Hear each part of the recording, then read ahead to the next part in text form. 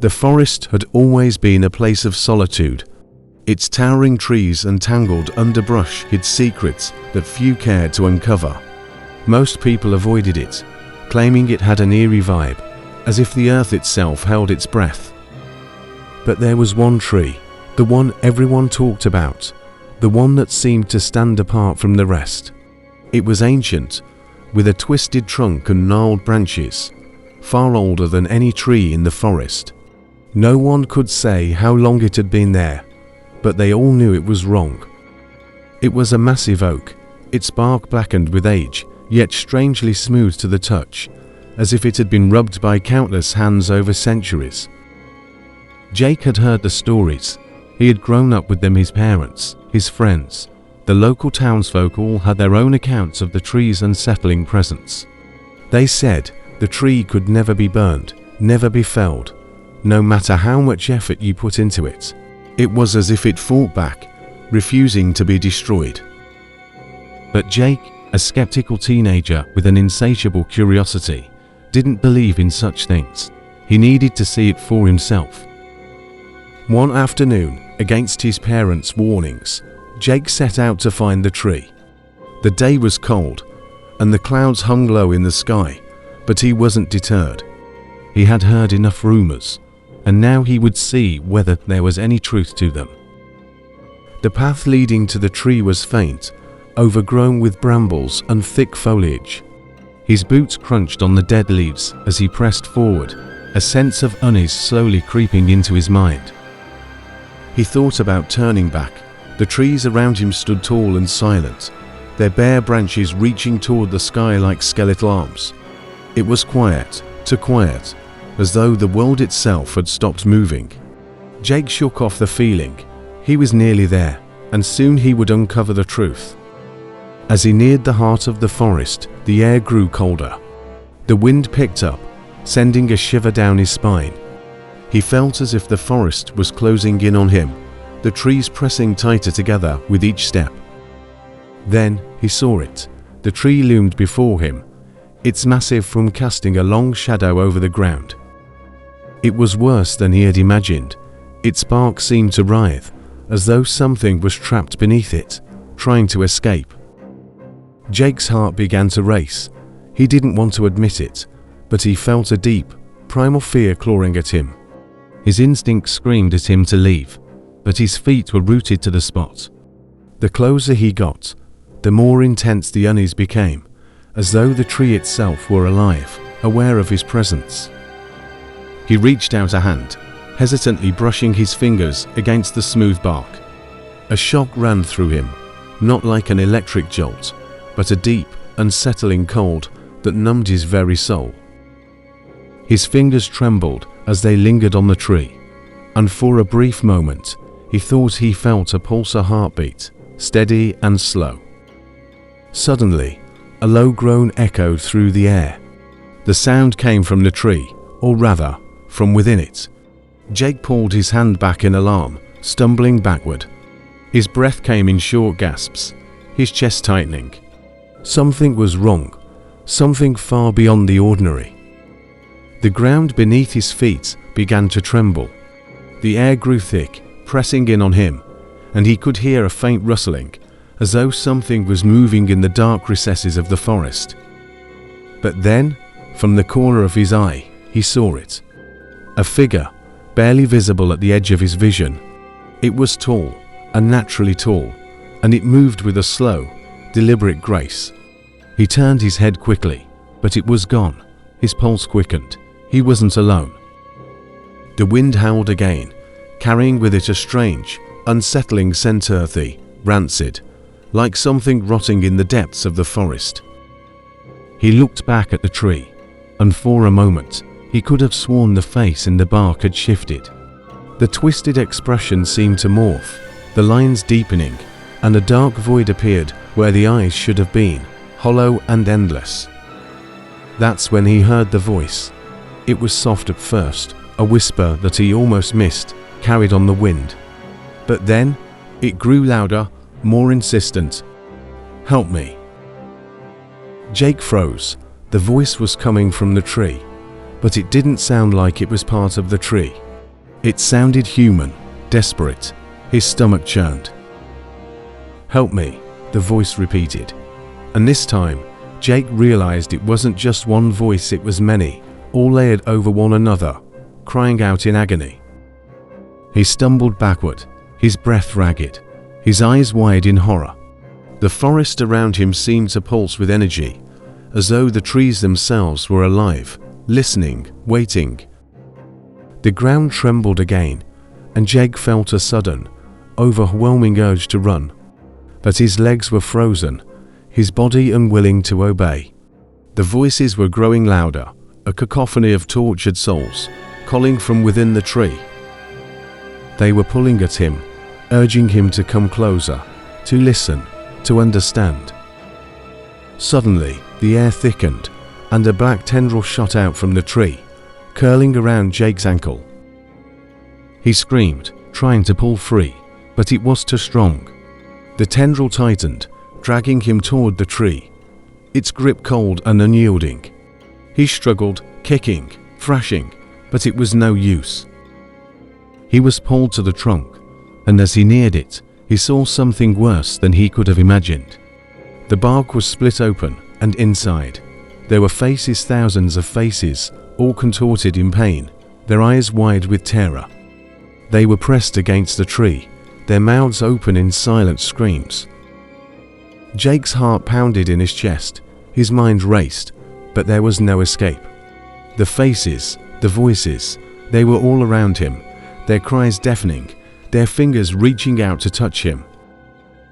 And then, as the tendril pulled him closer, he felt something cold, wet, and slick brush against his skin. His vision blurred, his last thoughts were not of escape, but of the faces trapped within the tree, forever.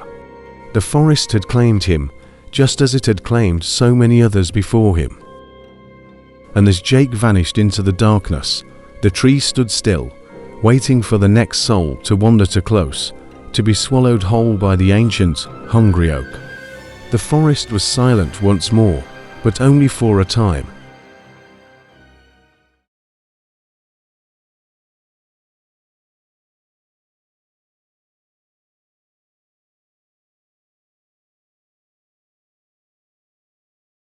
The trees towered above, their branches like skeletal fingers reaching for the sky. The air was crisp and clean, filled with the scent of pine and damp earth. It was a place where time stood still, where the world seemed to slow down and let the beauty of nature shine through. Jason, Charlotte, and their 6-year-old daughter, Luna, had been searching for a place like this for years. A place where they could escape the chaos of city life and reconnect with each other and with nature. And finally, they had found it, a beautiful white house situated in a remote and secluded area. The house itself was a gem, with its wraparound porch and towering columns. It looked like a relic from another era, a reminder of a time when life was simpler and more peaceful. They spent their days unpacking and exploring the property, marveling at the beauty of their new surroundings. The woods were alive with the sounds of birds and animals, and the air was filled with the scent of blooming flowers. But as the days turned into weeks, a creeping sense of unease began to settle over the family. It started with small things, doors creaking open on their own, the sound of footsteps in the dead of night, and an unshakable feeling of being watched. At first, Jason dismissed it as the usual creaks and groans of an old house. But as the occurrences grew more frequent and intense, he couldn't shake the feeling that something was off. The nights were the worst. The darkness seemed to press in on them, making it hard to breathe. And then, there were the noises. At first, they sounded like the distant hum of a machine, but as the nights wore on, they grew louder and more menacing. It sounded like someone, or something, was trying to get their attention. Jason, Charlotte, and Luna huddled together in bed, their hearts pounding in unison. They knew they had to do something, but they didn't know what. All they knew was that they had to face whatever was happening head on, or risk losing their grip on reality forever. As the nights wore on, the occurrences grew more frequent and intense. Doors would slam shut on their own, and the sound of footsteps echoed through the halls. Luna would wake up in the middle of the night, screaming about monsters under her bed. Charlotte started to feel an eerie presence in the house, as if someone was watching her every move. Jason tried to reassure them that it was just the house settling, but deep down, he knew something was wrong. He started to feel a creeping sense of dread, as if something was lurking just out of sight. One night, Jason woke up to the sound of Luna screaming. He rushed to her room, but when he got there, she was fast asleep. He shook his head, thinking it was just a dream, but as he turned to leave, he saw something that made his blood run cold. On the wall opposite Luna's bed, someone had scrawled a message in red letters: "Get out while you still can." Jason's heart was racing as he stared at the message. Who could have written it? And what did they mean? He didn't tell Charlotte or Luna about the message. He didn't want to scare them, but he knew he had to do something. He started to investigate the history of the house, hoping to find some answers. As he dug deeper, he discovered that the house had a dark past. A family had lived there many years ago, but they had disappeared under mysterious circumstances. The house had been abandoned 4 years, until a new family had moved in. But they had only stayed for a short time before fleeing in terror. Jason's research had uncovered a pattern. Every family that had lived in the house had experienced strange occurrences, and every family had eventually fled in fear. Jason knew that he had to tell Charlotte and Luna about what he had discovered, but he was afraid of how they would react. Would they believe him, or would they think he was crazy? As he pondered what to do, he heard a strange noise coming from outside. It sounded like someone was walking around the house, but when he looked out the window, there was no one there. Jason's heart was racing as he realized that he was not alone in the house. Something was out there, watching him, and it was only a matter of time before it struck. Jason's mind was racing as he tried to process what was happening. He knew he had to tell Charlotte and Luna about the strange occurrences and the dark history of the house, but he was afraid of how they would react.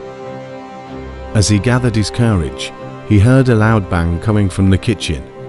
He rushed to see what had happened, and that's when he saw it.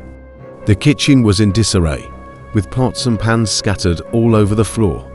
And in the center of the room, he saw a message scrawled on the wall in red letters: "You should have listened." Jason's heart was racing as he realized that whatever was haunting the house was getting more aggressive. He knew he had to get his family out of there, but as he turned to leave, he saw that the doors were blocked by an unseen force. Charlotte and Luna were trapped in their bedrooms, and Jason was trapped in the kitchen. He was alone, and he knew he had to find a way to escape. As he frantically searched for a way out, he heard the sound of footsteps coming from the hallway. They were heavy, deliberate steps, and they were getting closer. Jason's heart was pounding in his chest as he realized that whatever was making those footsteps was coming for him. He was trapped, and he knew he was running out of time, and then everything went black. When Jason came to, he was lying on the kitchen floor, his head throbbing with pain. The room was silent, and the darkness seemed to press in on him from all sides. As he struggled to his feet, he saw that the kitchen was back to normal. The pots and pans were back in their places, and the message on the wall was gone. But Jason knew that he wasn't alone in the house. Whatever had attacked him was still there, watching him, waiting for its next move. And Jason knew that he had to get his family out of there before it was too late. Jason's mind was racing as he tried to process what had just happened. He knew he had to get his family out of the house, but he was afraid of what might happen if they tried to leave. He stumbled through the darkened hallway, his heart pounding in his chest. He reached Charlotte's bedroom door and flung it open, but she was nowhere to be found. "Luna," he shouted, racing to his daughter's bedroom. "Charlotte," but there was no answer. Jason's fear turned to panic. He realized that his family was gone. He stumbled through the house, searching for any sign of them, but every room was empty. And then he heard a faint cry for help. It was Luna's voice, and it was coming from outside. Jason rushed to the front door and flung it open, revealing a sight that made his blood run cold. Charlotte and Luna were standing in the driveway, their eyes fixed on something in the distance. As Jason followed their gaze, he saw it too. A figure was standing at the edge of the woods, watching them. Its face was twisted into a malevolent grin, and its eyes glowed with an otherworldly light. Jason knew that they had to get out of there, fast. He grabbed his family and pulled them towards the car, but as they reached the driveway, they found that it was blocked by an unseen force. They were trapped. And then, the figure began to move towards them, its grin growing wider with every step. Jason knew that they were running out of time. He had to think fast, or risk losing his family forever. But as he looked around, he realized that they were completely alone. There was no one to help them, no one to save them. They were on their own. And as the figure loomed closer, Jason knew that their only hope was to face their fears head-on. Jason's heart was racing as he stood frozen in terror, his family by his side. The figure loomed closer, its grin growing wider with every step. But as Jason looked into its eyes, he saw something that made his blood run cold. It was a deep, malevolent hatred, a hatred that seemed to burn with an otherworldly intensity. Jason knew that they couldn't outrun the figure, not now. They had to face it head-on, no matter how terrifying it seemed. With a surge of adrenaline, Jason pushed his family behind him and stood tall, facing the figure. It was a massive, imposing presence, but Jason refused to back down. As the figure reached out to grab him, Jason felt a strange sensation wash over him. It was as if the house itself was rising up to defend him, to protect him from the evil that lurked within. The figure let out a deafening scream. It was thrown back by an unseen force. Jason stumbled backwards, gasping for breath as the figure disappeared into the darkness. As the silence fell, Jason turned to his family and saw that they were staring at him in shock. But as he looked into their eyes, he saw something else, a deep, abiding love. "We have to get out of here," Jason said, his voice shaking with emotion. "We have to leave this place behind." Charlotte nodded, her eyes filling with tears. "We'll never come back," she said. "We'll never forget what happened here." As they turned to leave, Jason felt the house seem to shudder behind them. It was as if it was sighing in relief, as if it was finally free from the evil that had haunted it for so long. The family stumbled down the driveway, gasping for air, as the house loomed behind them. They knew they would never forget the terror they had faced within its walls. And as they drove away, they knew that they would never be the same again. The Crimson Hill house had left its mark on them, a mark that would haunt them for the rest of their lives.